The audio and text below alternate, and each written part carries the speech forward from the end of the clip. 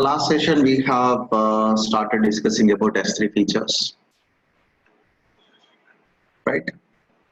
So we discussed about versioning, we discussed about the cross-region replication, then we discussed about static website hosting feature, and server access logs also we discussed,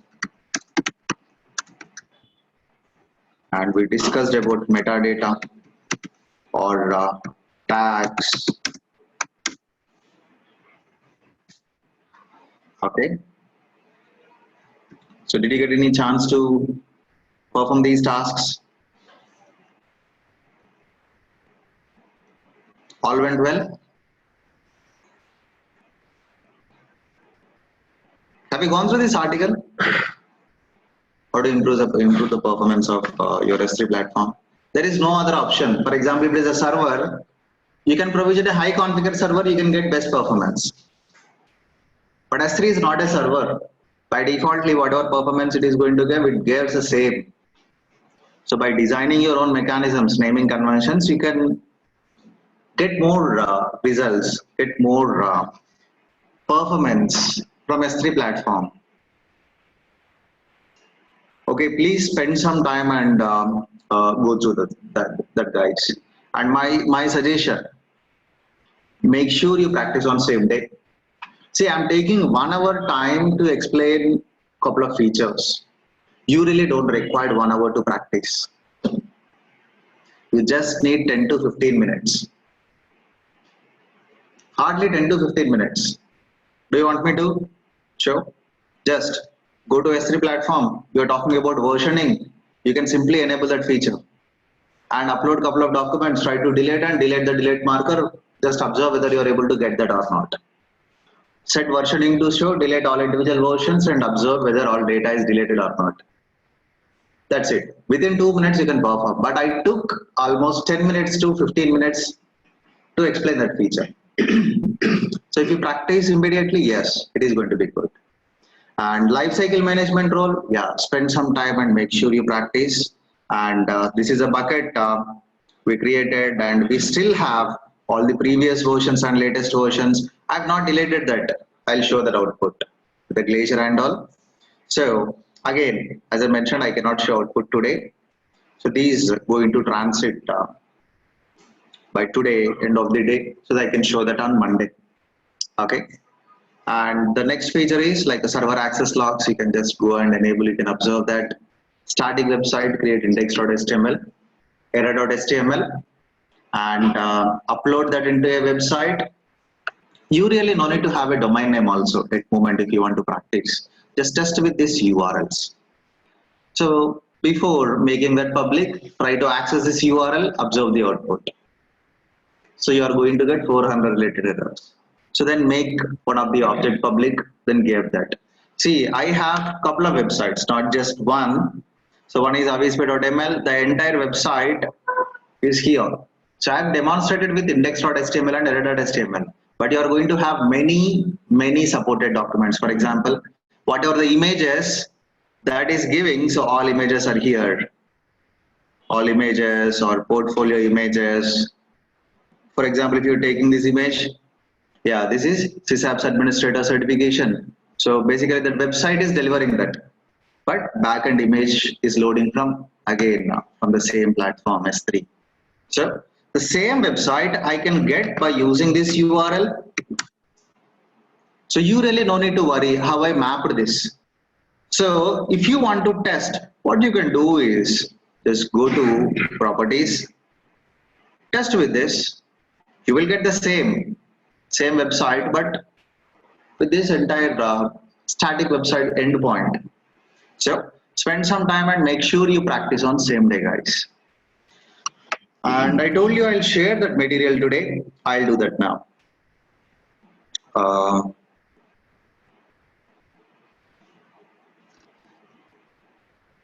There is that book. There is that book.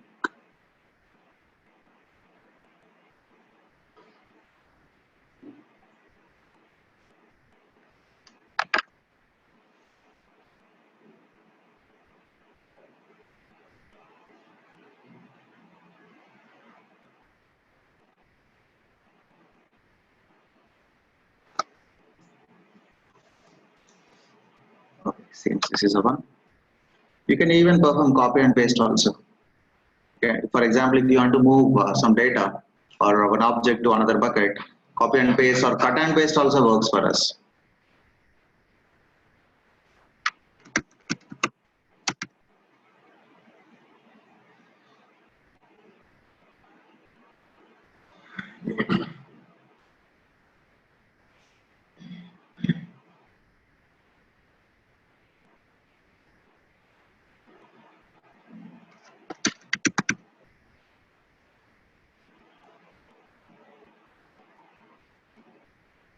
Okay, this is what that book is, 241 pages. So I personally spend time and I prepare this entire material. So that's why I asked you not to, maintain any running notes. I want you to concentrate here. So this is the first thing, and second, I'll upload this regular text document also into this newly created bucket. So this is what the object name is. I'll share this. If I forgot, please someone remember me that. Okay, that's first thing. And second thing, so I got a couple of questions when we are in demo session, like, do we require Linux? Yes, I said yes, we required Linux, and I'm going to take that Linux, and I said I'm even going to share a Linux course also. So here is that. So in the same, I'm going to this is link address.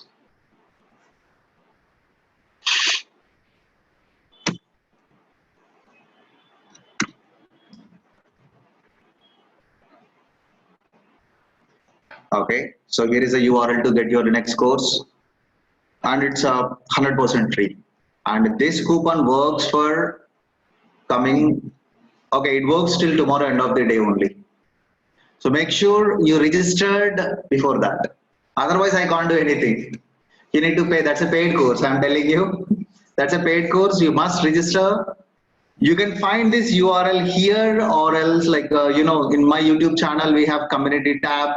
I'm periodically post questions here generally, so you can just go here, you can read these questions, and as well as you can find this Linux course as well as this Git course. Or if you are in my LinkedIn, I've already posted that in our last session. I mean yesterday I posted that. So you can just go to my profile there. You can find, yeah. So there I've shared that. So when you click this, you are going to get that. Okay. So make sure whatever the platform is convenient for you, go there and try to register by tomorrow end of the day. Okay. So you can use YouTube, you can use a regular link, or you can go to LinkedIn and you can get that link. Multiple platforms are there. Right, now let's start with our S3 features. So before that, any questions for me, guys? Kamaldeep, Manikanta, Naveen, Ravi, Veena. Any questions on our last session? How to mount S3 bucket on Linux server? We will discuss that. We have not yet launched a server, right, Pushpa? So we will discuss that. It is possible. We can mount to Windows, we can mount to Linux. We can even use S3 platform as a SFTP. FTP, FTP, file transfer protocol. You can use S3 for that purpose also. Create a user, for that user allocate one S3 bucket. That is what going to be his home directory. He can, instead of maintaining a file transfer protocol server, FTP server, you can upload and you can download. I made a video on that one, but that will not come under free tier eligibility. I'll share that.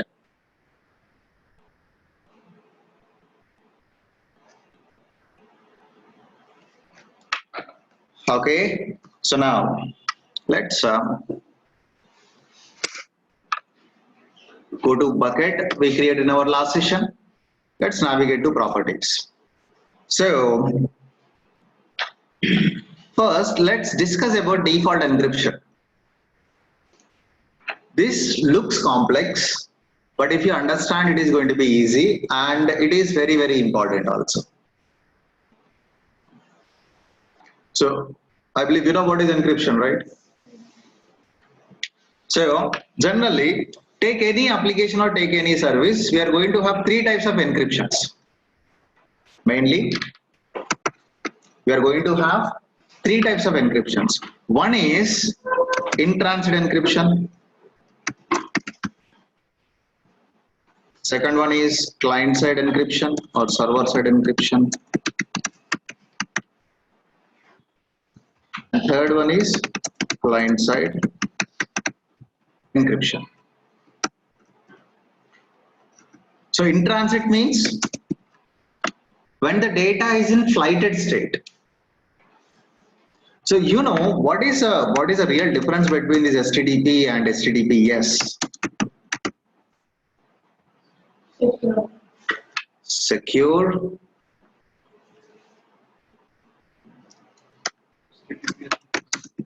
HTTP is secure over HTTP. That's fine. How you are going to get that security?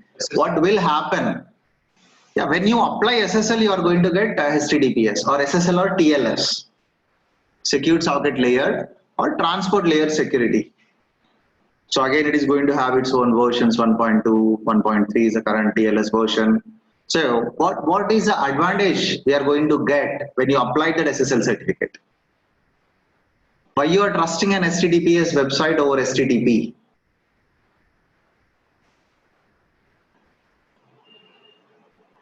Have you observed these websites? Here it have lock symbol, and if you observe here, so your information is private when it is sent to this site. That means, for example, passports or credit card numbers. So it is going to be private. But let's take a website.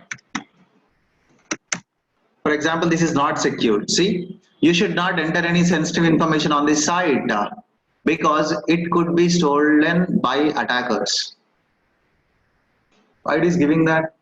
As we have not given any, as we have not applied any SSL and all, that's okay. But when you applied SSL, what will happen is, what are the data you are going to upload or what are the data you are going to download? It is going to be encrypted end to end. When it is in flighted state, when it is in transit state, it is going to be encrypted. So less chances for man-in-middle attacks. No one can hack your data or no one can get your credit card or passports information. So Amazon S3 platform is enabled with SSL or TLS. Amazon is going to take care about that. So you really don't need to worry about in-transit encryption. Okay. So now I have a file. Let's assume you have a file called dev that contains some sensitive information. I'm sitting here in Naresh Reddy network and I'm going to perform drag and drop into the browser. And I'm getting that object in my S3 bucket. See, this data or these pockets, this information is going to flow over the internet, right? While it is flowing internet, it is going to be secured. That is what in-transit encryption is. By applying SSL or TLS certificates, we are going to get that. So you really no need to worry about that. Then the second one is server-side encryption. So what is the server-side encryption here? After uploading all data to S3 platform, whatever the encryption mechanisms you are using, that is what server-side encryptions are. We are the clients and S3 platform is a server here. So when coming to server-side encryption, we have total three types. One is S3 platform itself will have a capability to encrypt all the data.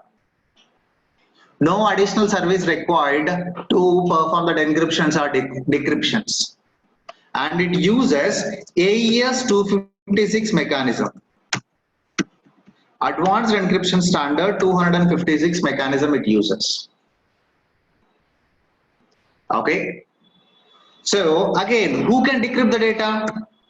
Whoever have valid permissions on S3 platform, they can view the data. Whoever have valid permissions on S3 platform, they can view the data. See now, whatever the data I have, it is not an encrypted one. For example, this git.txt, if server-side encryption is enabled, it is showing none. That means it is not enabled. Now, if I want to enable, I can go to properties. If I want to enable only individual objects, also we can do that. I'm going to select AES-256, save. Now, this object is encrypted. Go back here, give a quick refresh, and observe server-side encryption is there, and it is encrypted with AES-256. Now, you have another user. You have another user. If the user have read permissions on this object, yes, he can open this document.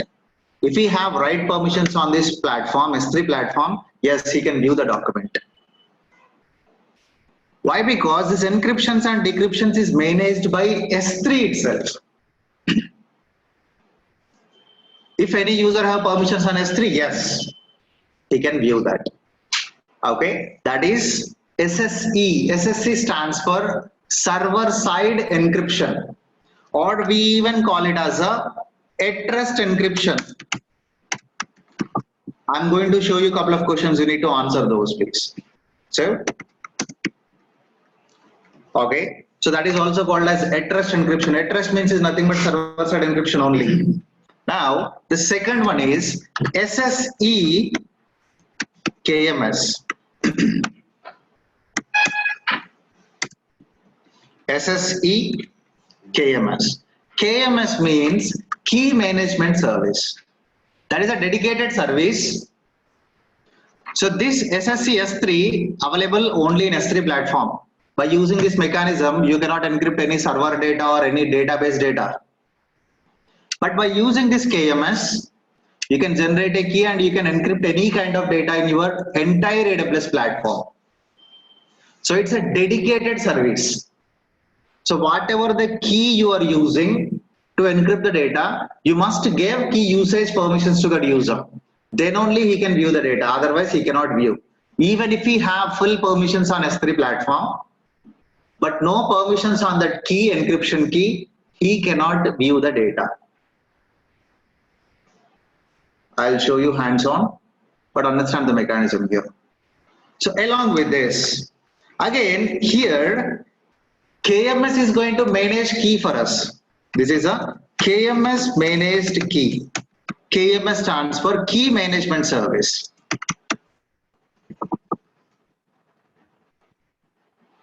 KMS stands for Key Management Service. So KMS will generate a key. By using that, we can encrypt the data. So if you want to encrypt by using KMS, here AWS KMS. If you already have any key, you can pick that key here. So it is showing a couple of keys. But again, these are, I'm managing key, my own key. I'll show you how to create these keys. And this is like automatically Amazon is, KMS is going to give a key for S3 platform. That's a default KMS key. And we have third option. Again, if you are taking encryption keys, generally we are going to have key materials. CMK, customer master key, DMK, default master key. So different mechanisms it uses to perform that encryption and decryption. So whenever you are using that second option, SSE KMS, KMS is going to take care about all that features. Key rotation and everything, KMS is going to take care. And algorithms, mechanisms, it is going to generate. So if you really don't want to go with that feature, you want to generate your own encryption keys and you want to upload that key to AWS KMS, then you want to use that encryption mechanism. You have your own keys, you have your own architecture to generate encryption keys. But again, you really don't want to manage that. You just want to upload that key material to KMS and you want to use KMS to apply that encryptions on your data. So in that case, we have SSEC. That is nothing but customer provided key. Again, here KMS will manage the keys for us, but customer need to provide key material. What is the mechanisms you want to use? SHA encryptions or like AES 256. If you have your own encryption mechanisms, you can use this option. That is a SSEC. Clear with that? Sure. Any questions on these three? Why? Because these three is important. Whoever have valid permissions on S3 platform, they can immediately view. He doesn't require any special permissions. KMS, by using KMS, you are going to get a default key. You can apply that key, and KMS is going to take care about key rotations and all. You really no need to upload something. You just give a key usage permissions to what are all the users you want to give that key usage permission. Give that permissions and apply that. Nothing more than that.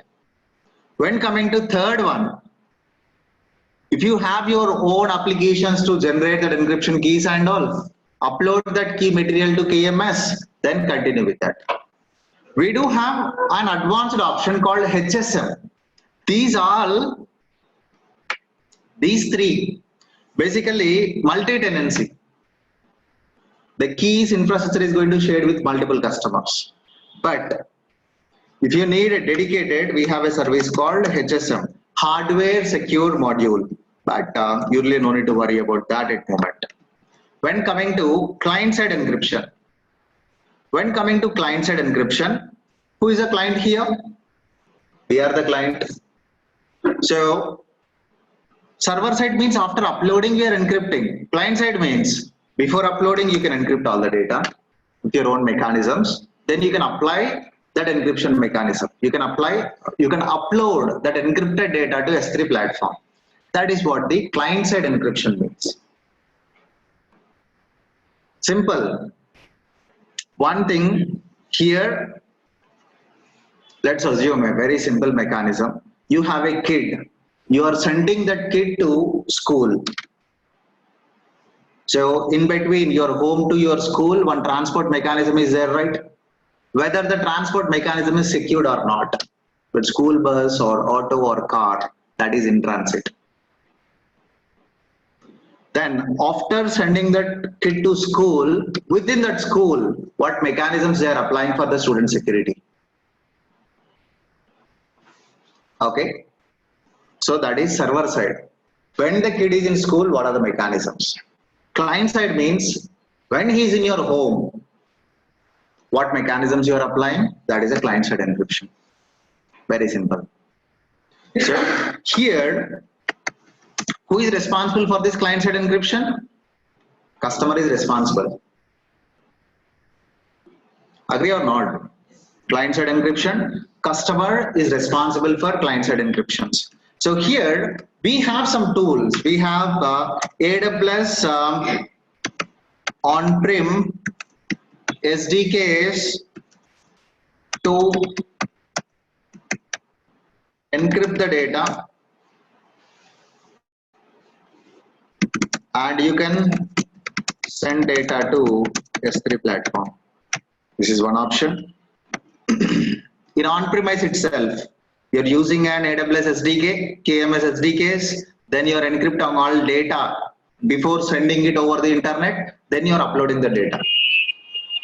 So again, if you want to decrypt, you are the responsible. Amazon is not responsible to decrypt all the data.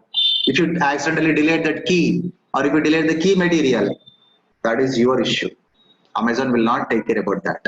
And if you have your own encryption mechanisms or tools, we can go with client-side encryption. Or in a scenario, where you really don't want to send any unencrypted data to AWS, you can use this mechanism. I really don't want to send any unencrypted data to S3 platform or any other service, then I can go with client-side encryption. Okay, seems I got a couple of questions from online users. Let's take that questions. So meanwhile, any questions from classroom? Okay, I have 200 GB data, each file is 30 GB, I need to send that India from Canada, what service should I use? So, I mean, if you want to use, you can use S3 platform, directly you can upload to, central region, that is nothing but Canada region, you can directly upload there. Or we have an option like you can upload to Mumbai and that is going to copy to Canada automatically, that we will talk. So SSE will work for static website hosting also. I'm talking about entire S3 platform, not just for something. It works for static website also. For example, you have given read-only permission and you use that bucket, you applied a different encryption mechanism. End customer don't have permissions on that. So your website is not going to load. So I'm talking about entire S3 platform. So client-side encryption is more secure than server-side. I can say yes, but you need to invest a lot of amount, Shailendra. Why? Because you need to build a mechanism where you are going to encrypt that. See, if it is a very basic encryptions, like we have many tools like a TrueCrypt and all, but that is easily crackables. If you are looking for more secured, you need to purchase paid versions. The regular encryptions, even you have many free. For example, the one I told you, TrueCrypt. It's an open source one. It's not secure. It may contain unfixed security issues. The application is designed to secure all our data, and that application itself, it's saying that. So if you are going with such type of freeware or open source ones, open source is developed by community users. So they know how the code is written and all. So you should not go such type of free tools and all. So you must build a mechanism or the secure data. So nobody is going to give a free services. So that is why. So it involved with cost, Shailendra. So now let's look into this option. So I'll create another user just to show you a couple of outputs. So I have only one user at moment. So I'm going to add a user and I'm going to call this user as a test user. AWS Management Console access. I'll go with a custom password instead of, and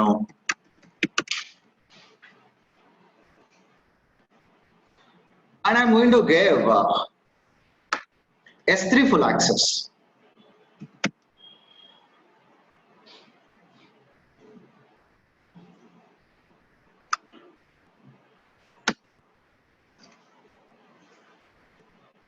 Now let's log in as that user.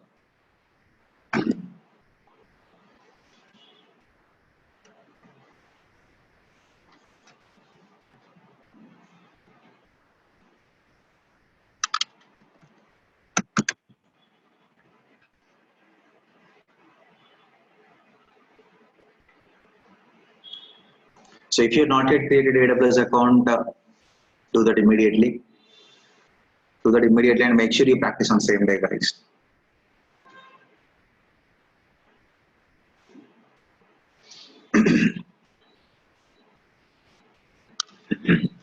Okay, the username is test user, and I given the password, and I logged in. So this user contains full permissions on S3 platform. So I can go here, I can perform whatever I want. So I have a couple of buckets also here.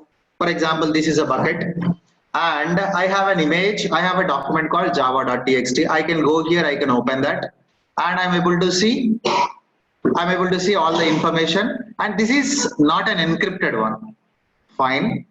Let's pick the document where we enable encryption, git.txt. It is an encrypted one.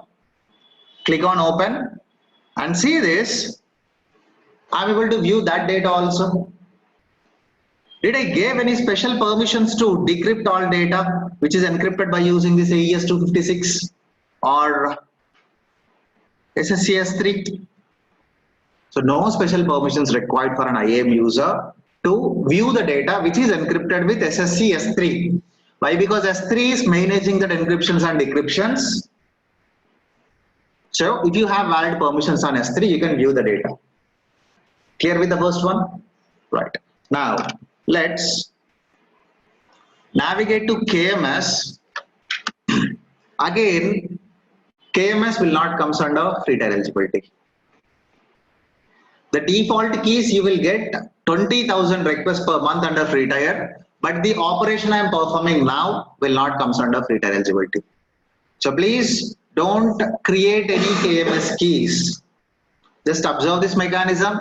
If you are okay to spend 50 cents to $1, definitely you can do that.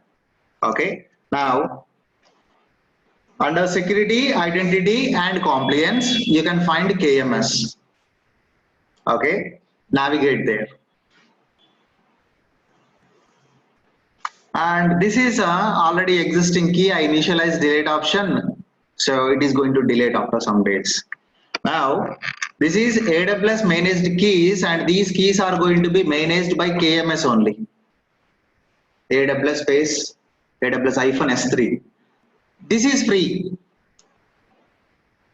If you are using this particular encryption mechanism under KMS, AWS space -S3 is there, right? If you are applying this, you are going to get 20,000 requests per month. But again, any user can view if we have valid permissions on S3 platform. So, but I want to perform, I want to create my own encryption key and I want to apply that. In that case, I'm navigating to customer managed keys.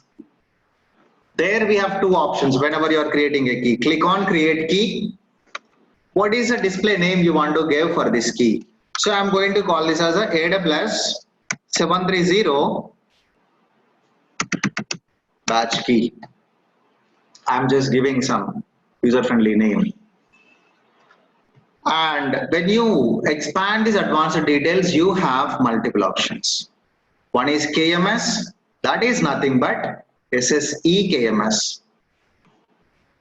Another one, external, that is nothing but SSCC. When I select external, it is asking you can import a symmetric 256-bit key from your key management infrastructure to a KMS and use it like any other customer master key. So that means in next step, if a couple of steps later, it will ask you to upload a zip file. So the thing is, you must have your encryption mechanisms and you need to generate that in our own management infrastructure. You need to upload that key.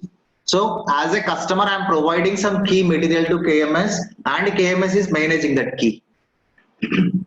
Okay, that is an external. So forget about this HSM. That is a hardware device where you need to manage that hardware device to generate or store your own encryption keys. And the device cost itself like a $3,000 per month. Approximate cost is. So let's go with this KMS.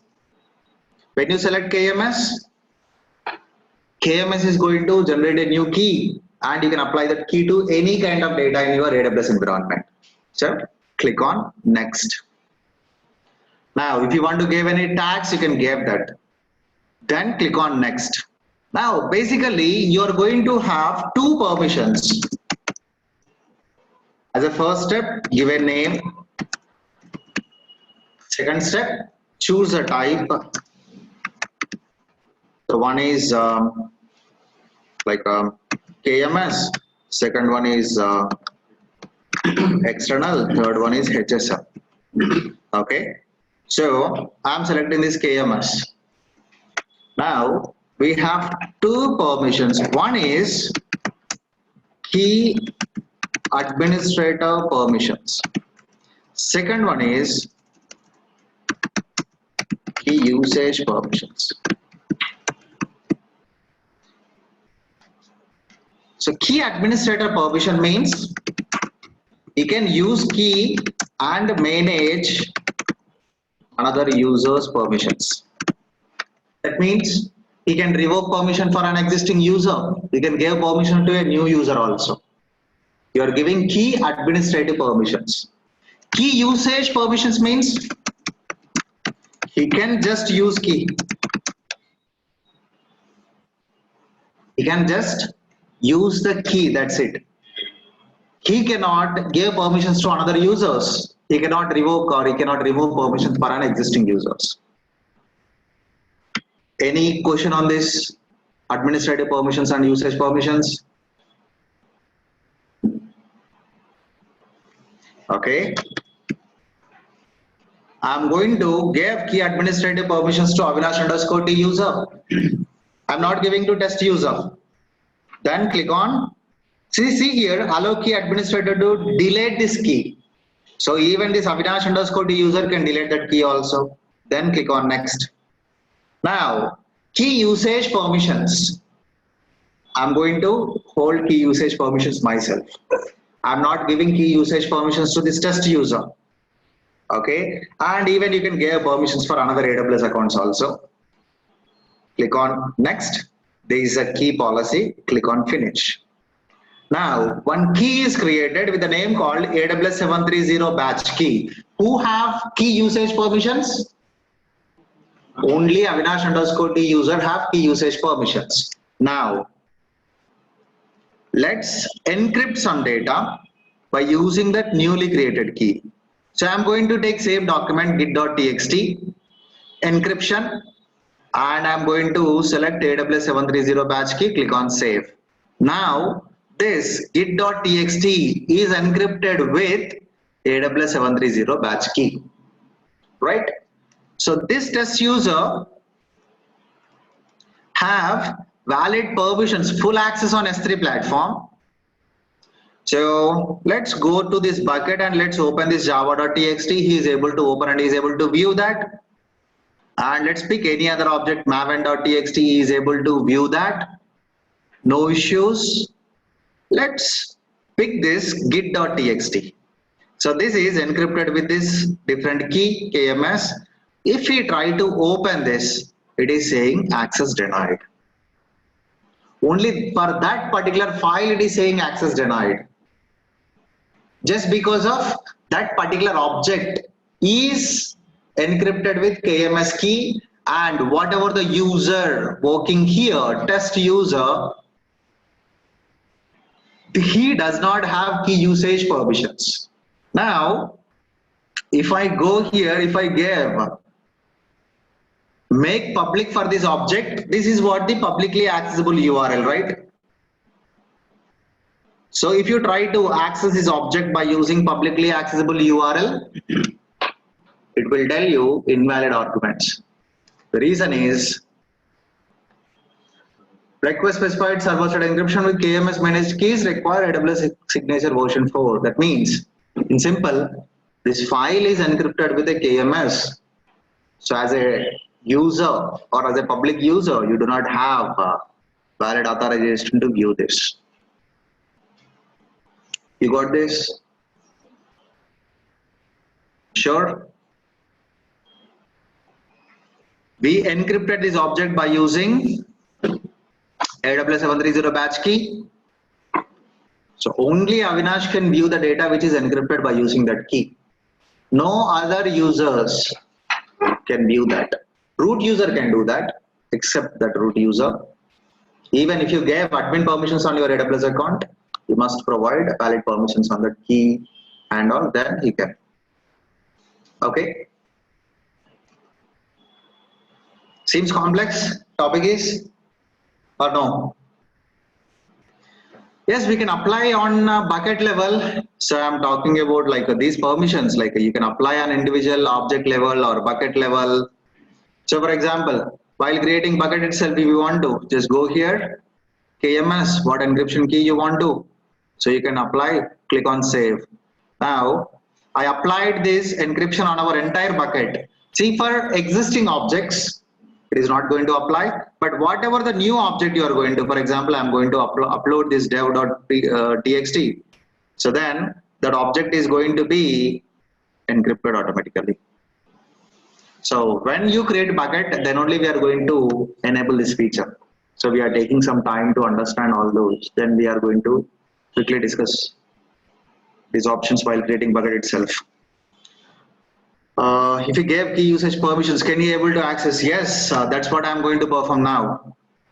So now AWS 730 batch key is there, and this user is not able to view this key and all, right? I'm going to give key usage permissions to this user.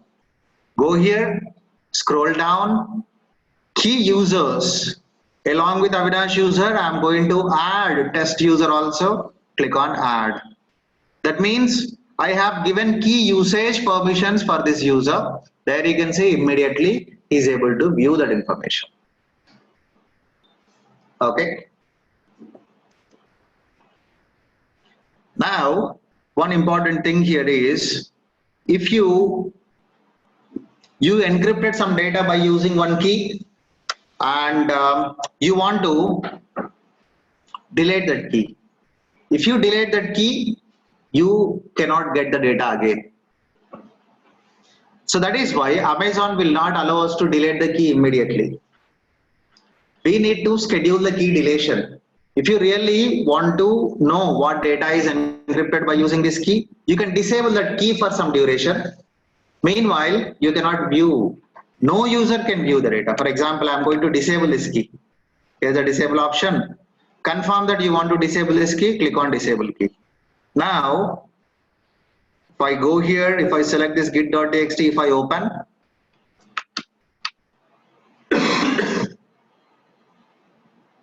see this KMS disable key. See, as a Avinash user, I'm working. I'm not able to view that just because of this particular KMS key is disabled. When it is disabled, no user can view the data which is encrypted by using that key. If you want to activate, yes, you can just go here, you can enable this. Then you can immediately view the data. So at some point of time, you decided to delete this. Then go to key actions, perform schedule key deletion. Now again, as I mentioned, you cannot delete this key immediately. Minimum duration is 7 days, maximum is 30 days. So if you gave 30 days, for coming 30 days, key is not going to delete. It will be show the status as pending for deletion, like this.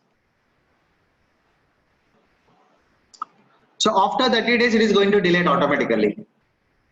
Once it deleted, you cannot view any data. So let me perform schedule key deletion. And here I'm going to give 7 days. Confirm that you want to delete this key in 7 days. Click on schedule key deletion. And it is showing status as a pending deletion. Okay. So if you are creating this key, yes, you are going to get charged for that, remember. And these keys, yes, no cost. You can perform 20,000 requests by using these keys. So as I have scheduled for deletion, again, so if you try to view that information and all, invalid key state exemption is pending for deletion, so that is why you are not able to view that. So if you have a dedicated security administrator, you got such type of error, immediately you can contact that and he is going to apply different encryption mechanism, or he is going to disable encryption for temporary purpose and all, he is going to take care. Or if you are the only one administrator, you must verify what are the data is encrypted by using that. There is no option to filter all the data encrypted by using one particular key. There is no option like that. So again, one quick thing. So this entire bucket is enabled with one encryption here, right? And I have scheduled for key deletion. Let's try to upload one image here. I got error. Again, you may scratch your head. Why it is not allowing us to upload? I have added permissions here. but it is not allowing me to upload. So the reason is, so it is a bad request just because of you do not have valid permissions to use this applied encryption key on this bucket. So you must, if you have, you must select none, or you must disable that permissions and all. So now we have disabled that encryption, right? So then we can apply that image and it is going to be, now it is success. See that? So you must verify. If you are not able to upload any data to S3 platform, you must verify KMS key also. Okay.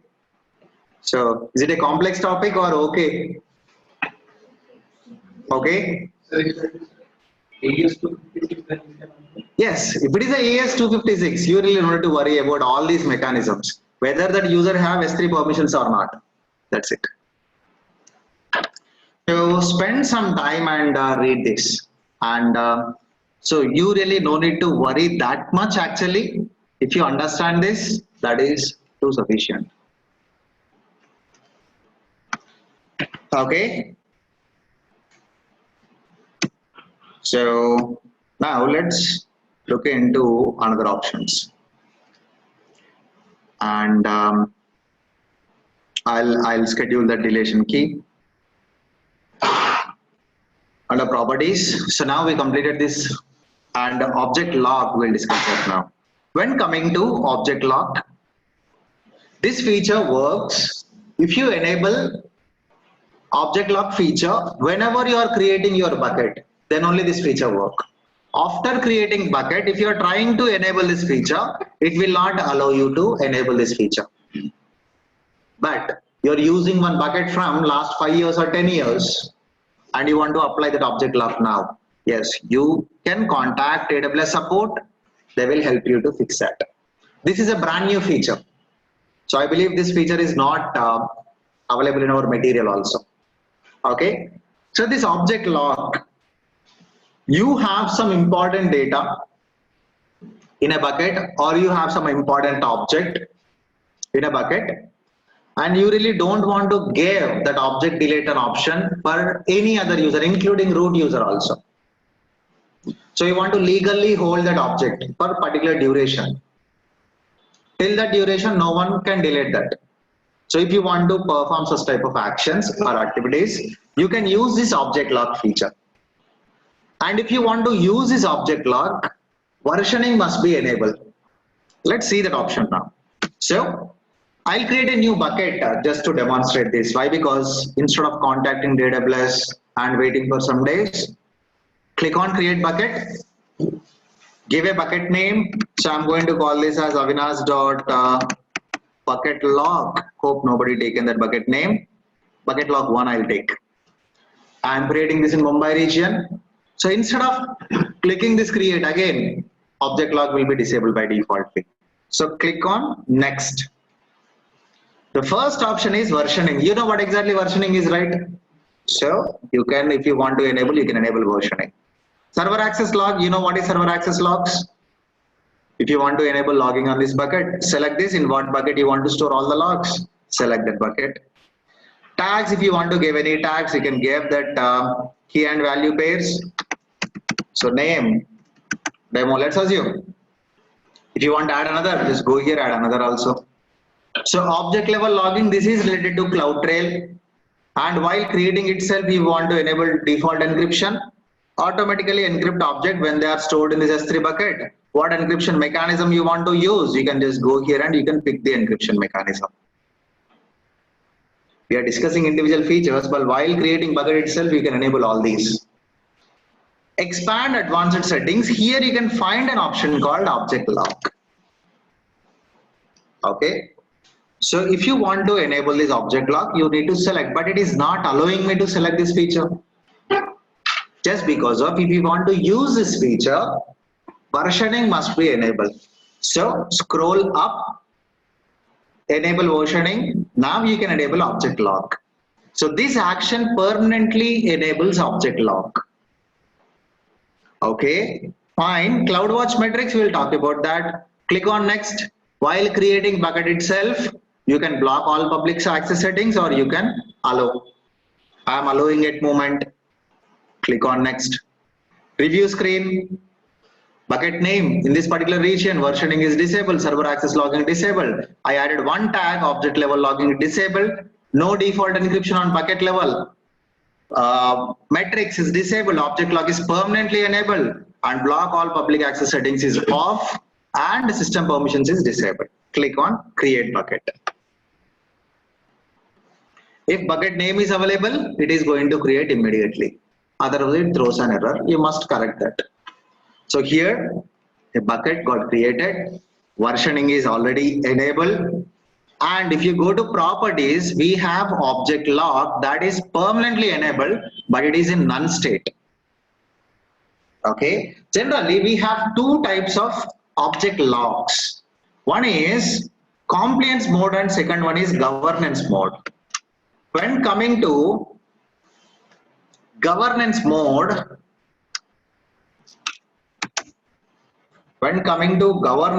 this can be disabled by any AWS accounts, by AWS account that have specific IAM permissions on S3 platform. So for example, you have enabled object log. I have seen that setting and I'm assuming, okay, this user may log that accidentally, so I can disable that and I can delete that object. That is governance mode. When coming to compliance mode, cannot disabled by any user including the root account. That data is completely sensitive. I really don't want to give that option to including root user also. Then we can go with the compliance mode. So based on your requirement, you can pick this option. And while enabling this, you need to give, okay, log this object for these many days. Till that particular date, it will not. But so you can contact AWS to remove that. In some cases, let's assume one user is administrator, he logged an object and he left your organization. What you can do? You are not going to lose the data, right? So now let's enable compliance mode.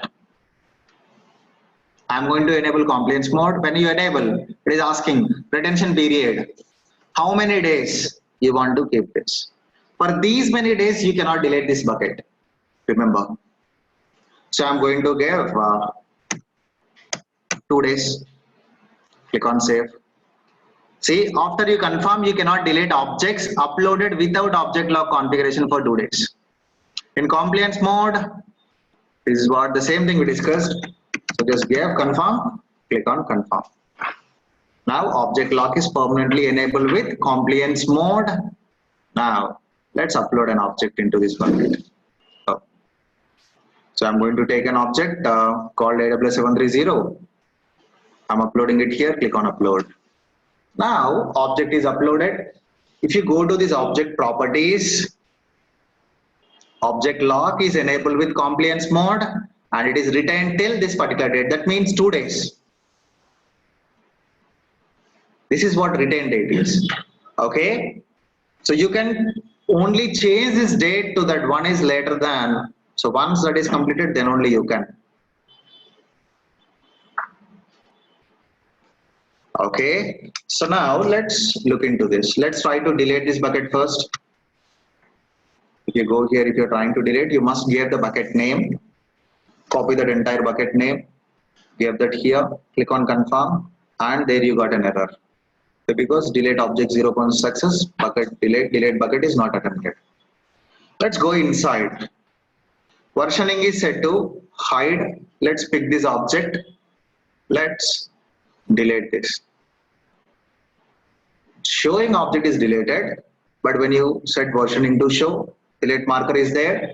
So select the delete marker, and however you know this mechanism, right? Let's pick both. I'm selecting both. Earlier, when you select both, what will happen? That object is going to delete completely, right? Go to actions, delete this. When you delete, only delete marker is deleting, latest version is not deleting. See this. See, earlier when you select both, including delete marker, whatever the versions you are going to select, if you delete, everything is going to delete. But here, this particular object is not deleting. So again, When you set versioning to show and when you delete, what will happen? The delete object is going to delete completely.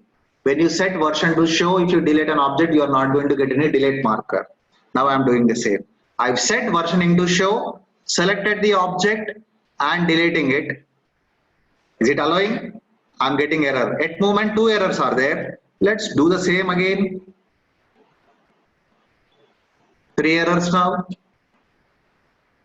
So object, that particular object is not going to delete as bucket lock is enabled. Clear with that feature? Object lock. Again, if it is a governance mode, yes, I can disable it manually, I can delete that. So, but I have selected compliance mode. So even root user also cannot delete. Okay. So if you want to disable this for any of the bucket, you can contact AWS and Amazon will help you to disable that. Or if you have an existing bucket, you can contact AWS. They will help you to enable this feature on your existing bucket. That is a object lock feature. Now tags we already discussed, transfer acceleration is completed. Now we will discuss events. 1 second guys.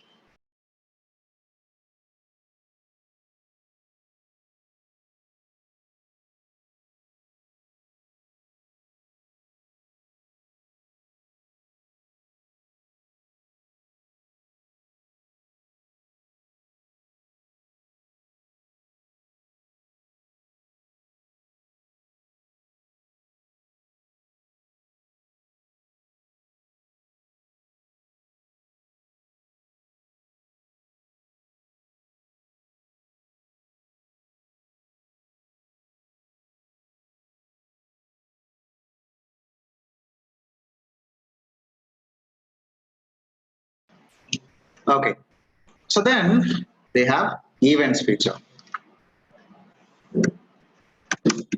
Simple, by using these events, we can perform multiple things.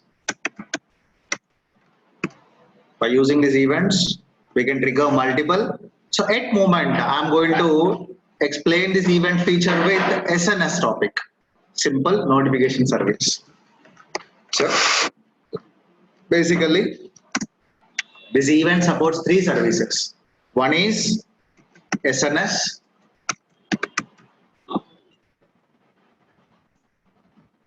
simple notification service.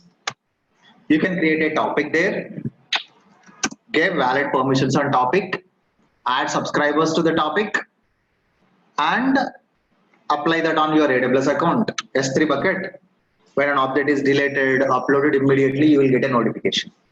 And we have a service called SQS that we will discuss in our coming sessions. And we have Lambda that also we'll discuss in our coming sessions. You can trigger one of these. So at moment I'm going to explain with this. Okay.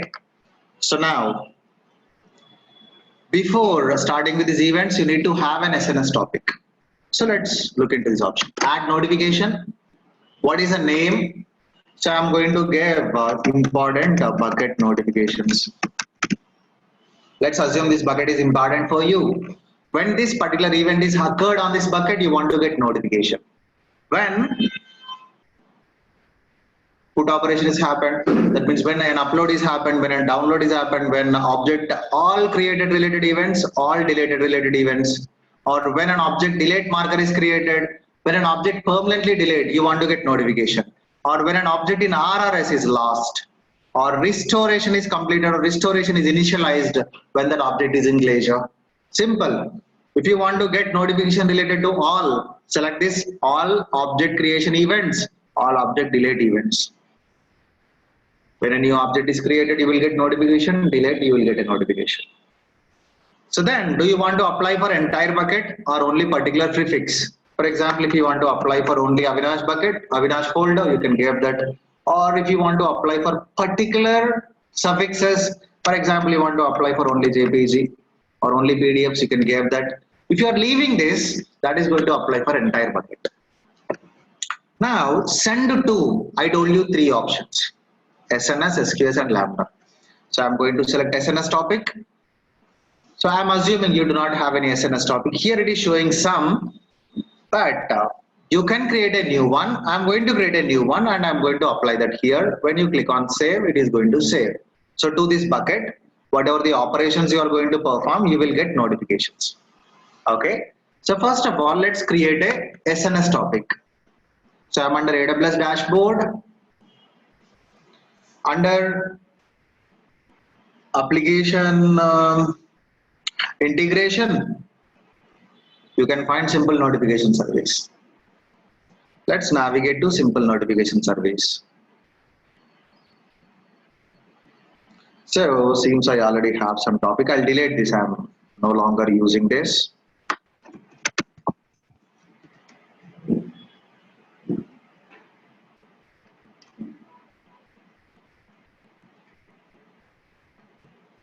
Okay.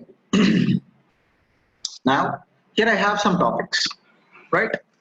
So I want to create a new topic. Click on create new topic. What is the topic name? So I'm going to call this as important notifications. These topic you can use your across AWS account. Not only for S3, you can use for EC2, database, VPC. When a server suddenly stopped, you can get notification. So I'm giving this, and what is the display name? My AWS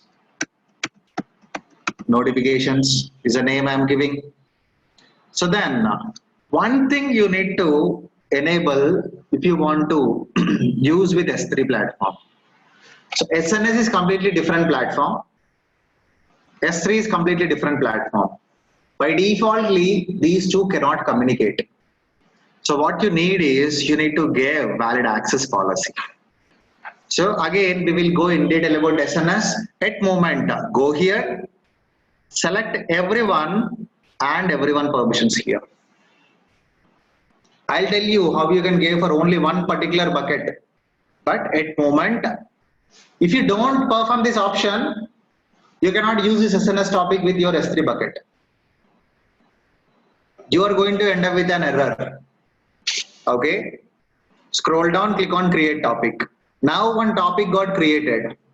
Right? We need to add subscribers. Here is an option, create subscriptions. To how many email IDs you want to get notification, add all those. Click on create subscription. Select protocol, email protocol. To what email ID you want to. So here is my email ID. I'm giving that. Then scroll down, click on create subscription. Now you cannot give someone's email ID. So if you gave, so he must accept that. So I'm logging to my email. See this first one, my AWS notifications. If I really want to get notification related to this particular topic, SNS topic, I must confirm the subscription. Then only I will get it. So click on confirm subscription.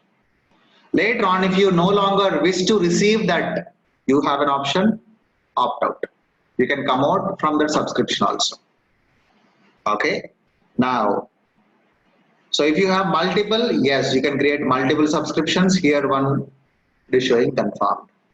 Now let's go back to S3. Where do you want to enable events? Go there, click on events, add notifications, give a name, S3 events. When do you want to, what action triggered you want to get notification? All object created and deleted related. Send it to SNS topic. Click here. It is going to show you that SNS topic. Then click on save. See, it is not throwing any error. Just because of I have edited access policy. If you don't edit that access policy,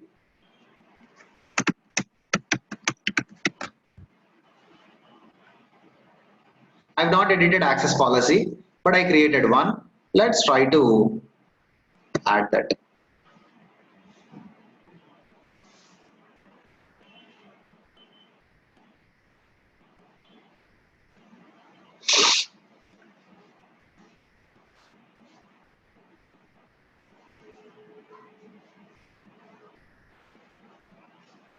Okay. So now I'm trying to add a notification for object deleted, and I'm going to send to SNS topic by using newly created one. When I click on save, see I'm getting this error. If you are getting this error, that means you have not edited your topic policy. Permissions on destination bucket, destination topic do not allow S3 to publish notifications from this bucket. So the second one, this one, while creating, I have not edited access policies, so that is why I am getting the error. So let's pick another one. Then I can save this. So it is going to work, right? Now,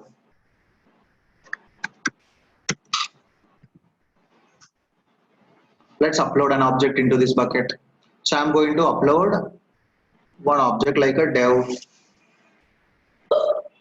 upload, and it is success, and immediately I'm going to get a notification. So immediately I got a notification. Go here, and this is going to be in, and this will be in JSON format. So just key and value pairs. So it is not a big thing to understand. What is the event name? Object created, put operation is happened. So then what is the request parameters? What is the source IP address? That means from what particular network this operation is happened.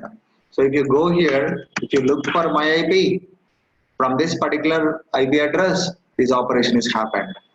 So then what is the object? That object name is dev.jpg. What is the size? What is the E tag? What is the version ID? You are going to get all that information. Okay. When you enable, you are going to get a test event. This is a test event whether SNS is able to send. If the test event is successful, then only it is going to apply. So by using these events, you can get notifications related to this bucket. And SNS is free, and events also comes under free. Okay. So if you want, you can. Otherwise, if you don't require, you can just delete these notifications. It's purely your option. Email format, what exactly that means?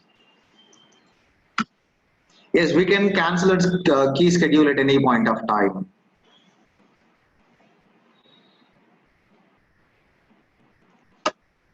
For example, for this SNS topic, you want to add another email.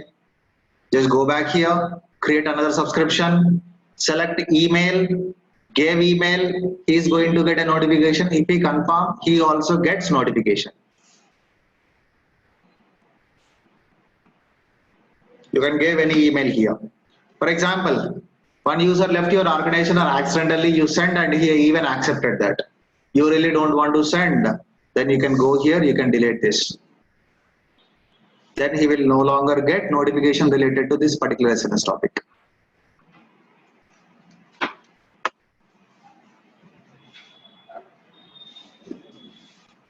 No, that is not possible. We cannot change that format instead of JSON.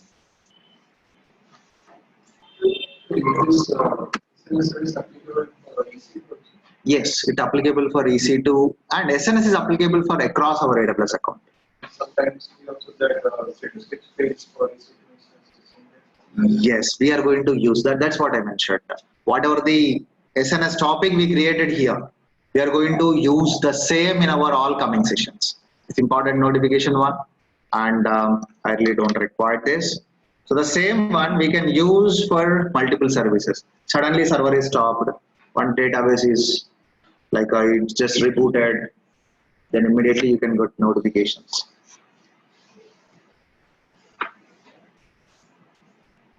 So you will get all notifications here. And I'm deleting that.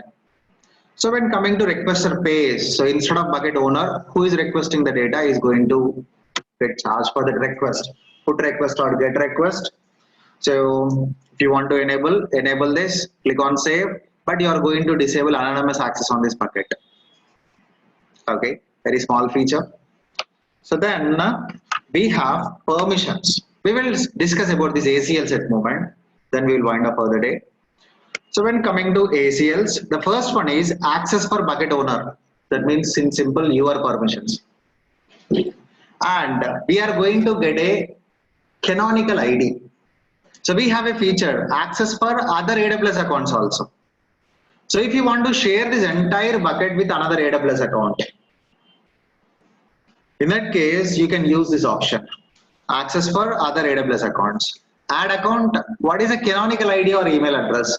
According to my experience, email address will not work. You must ask another user to share his canonical ID. Again, where another user can find his canonical ID, he must go to this security credentials page. Under security credentials, we have an option canonical user ID for Amazon S3. So now that another user must share this canonical ID with you. Then we must enter that canonical ID here. Now, what permissions you want to give to that user? So list objects means it just lists the object. Write object means we can even write some data to our bucket. Read bucket permissions. That means he can view who all are having permissions on that bucket. Write permissions means he cannot remove an existing user permission and he can give permissions to a new user also. Gave that, click on save, then immediately it is going to applicable here. Again, he is not going to get that in his S3 dashboard. To access that, we can use third-party applications or by using CLI. By using CLI, you can get that, or by using third-party tools. I'll show you both. I'll show you both in our CLI session. But if you're really interested, you can definitely give a try with that. Or wait till that session. I'll show you how to access that. And the next one is public access. So this is like a access for everyone. Public access. What kind of permissions you want to give? List object permission, write object permission, read bucket permissions and write bucket permission. This is not at all recommended to give. Provide read bucket permissions and write bucket permissions. So if you want to give, you can give list objects. That is nothing but read permissions. And again, don't give write permissions also. So if you want to give permissions for someone, then you can simply click on save. Now, this bucket has public access. See here, it is showing public here. This entire bucket is public. So part of the data I have inside this bucket, if somebody knows that URL, he can access that. So that is a public settings. So again, I really don't want to give that public settings on my bucket. That is not at all secure until unless you have real requirement. Then only make sure you make it public.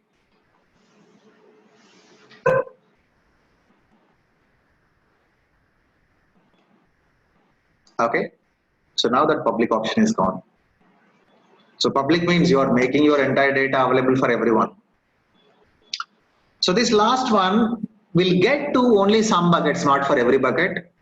So if you want to store any of the logs into this bucket, you can enable that feature. For example, I'm enabling this server access logging into the same bucket. But I am saving this. So then these permissions are going to update.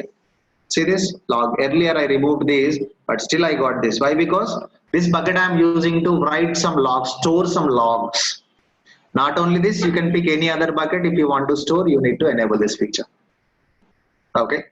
So that is a log delivery. Again, you are not going to get this feature all the buckets. If you are start storing any logs, then only you will get that.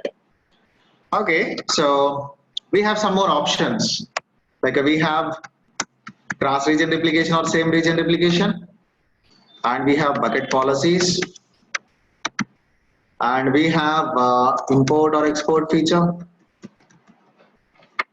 and we have some management tools like inventory report and all that we will discuss in our Monday session. Okay, so make sure you spend some time to practice these features, guys. These are all individual features. While creating bucket itself, we can start enabling all these features. So we are discussing individually. So let's quickly go through a couple of certification questions related to this S3, mainly encryption. One question I have with the wrong thing. I'll remove examples. No, no.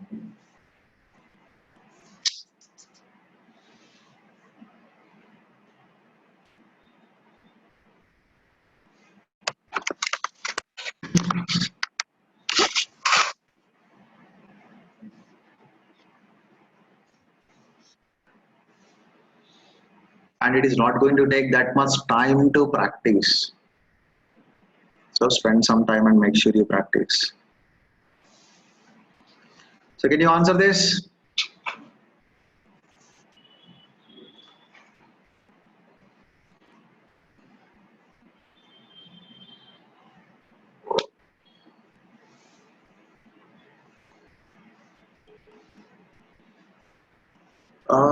Seems this is the one. Okay, 1 second. Can you answer this?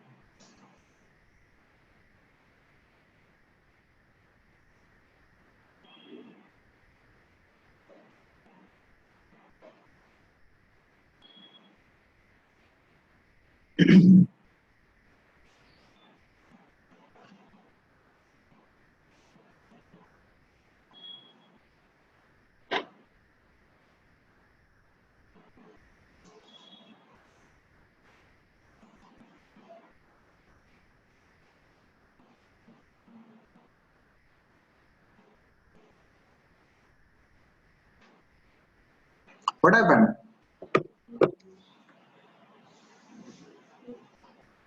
Arvind, what is the answer? No, you missed last session.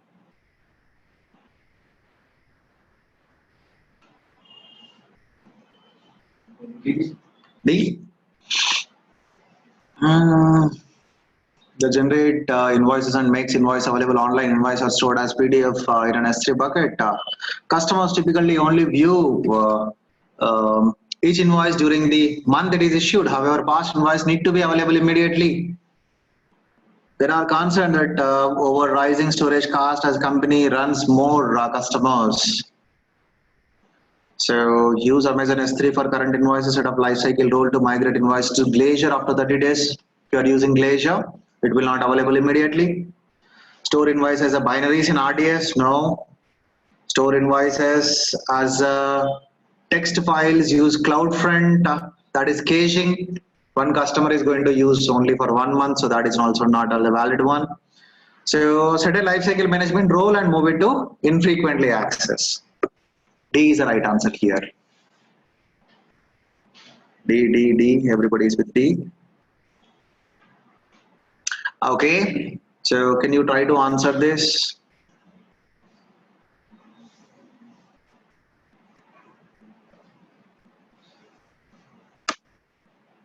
Data should be encrypted at rest.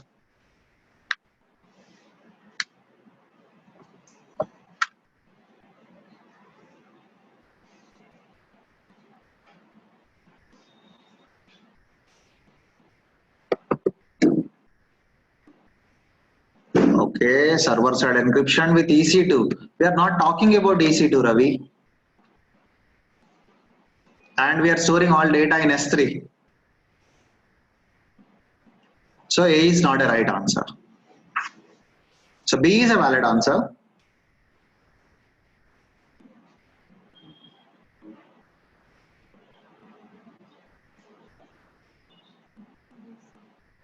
Then another one. We need to select two. B and D.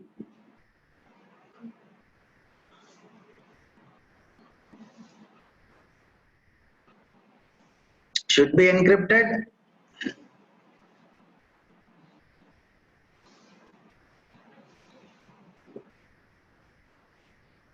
C, use S3 bucket policies to restrict access to data at rest. That is data access restriction. There we are not applying any mechanisms.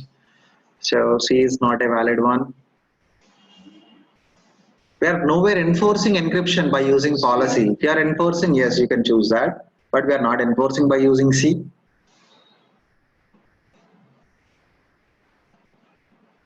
Then client-side encryption before ingesting the data to S3 using encryption keys. Also a valid answer. So your requirement is your data must be encrypted at rest. At rest means in S3 platform it must be an encrypted one.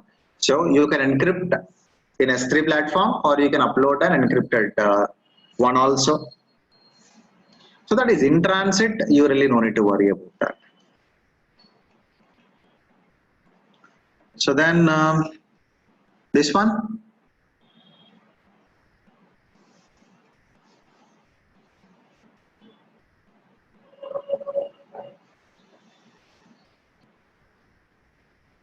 So it is going to store some personal identification information in Amazon S3 bucket. Due to compliance and regulatory requirements, both the master keys and unencrypted data should never be sent to AWS.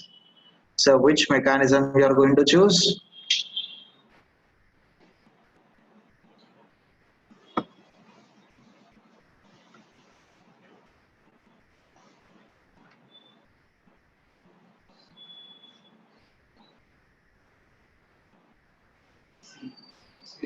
Which one you are going to use basically out of those three?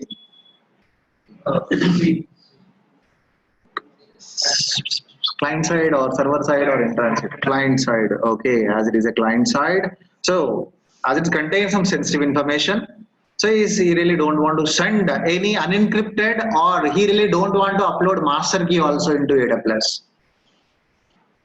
If he's okay to upload master key, then you can zip that and you can give to KMS. So customer is providing key material, but you really don't want to provide key material also. So in that case, you can go with the C option. So S3 client side encryption with a client side master key.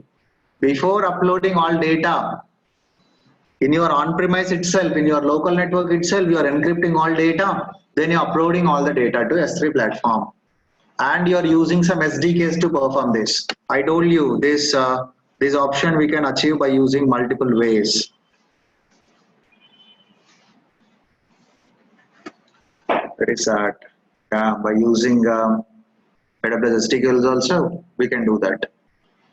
So you really no need to upload any key or any key material to AWS environment.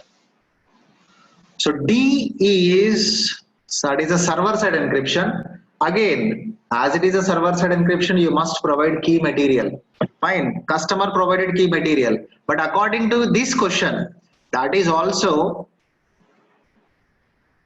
seems a valid answer, but according to his requirement, he really don't want to send any master key also to AWS environment. So when you don't want to send master key, you cannot use SSCC. So that is also not valid answer. So you can go with the C. And this one we already discussed, I believe. This one also done. Yeah. So these are some questions related to encryptions. So seems you are good. So make sure you spend some time and practices. And quick thing. Okay, in the same document I'm mentioning these URLs. Where is that?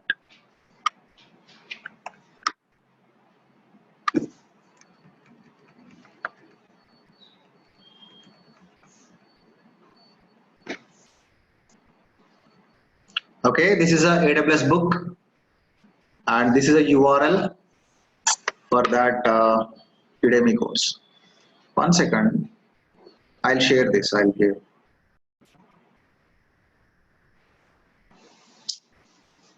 Where is that?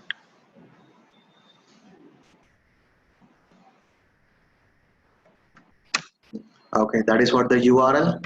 And here, if you want to, you can take a picture of that. Online users, you can just click on that URL. You can find the document. Make sure you download that into your local machine. I'm not going to make it available on every single day. So you download it, your local device, laptop or mobile phone, and you can maintain all these documents for your reference purpose.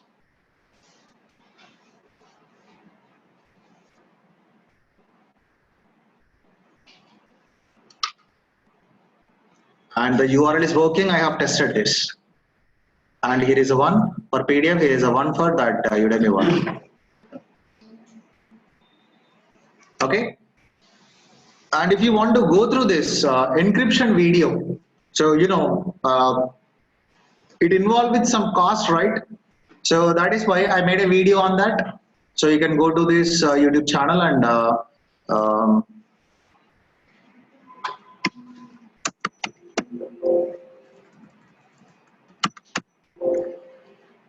where is that? So you can just look for that video, guys. Encryptions. I think, yeah, here is a one.